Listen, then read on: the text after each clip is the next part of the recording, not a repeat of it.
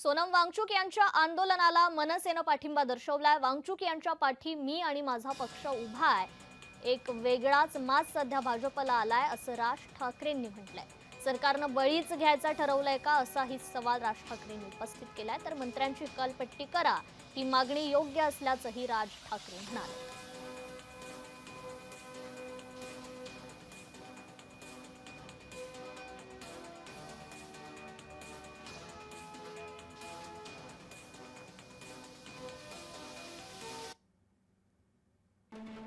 सोनम वांगचुक यांच्या उपोषणाची दृश्य काळजीत टाकणारी आहेत।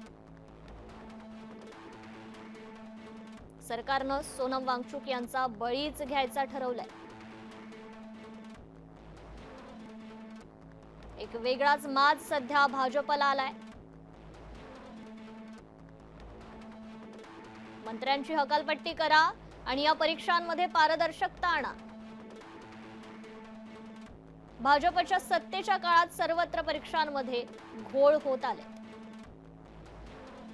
माजी पंतप्रधान नरेंद्र मोदींना विनंती आहे की जरा या प्रश्नात लक्ष घाला। सोनम वांगचुक यांच्या मागण्यांबद्दल मनसे सहमती दर्शवत आहे। दोषी मंत्र्यांचा राजीनामा यायलाच हवा।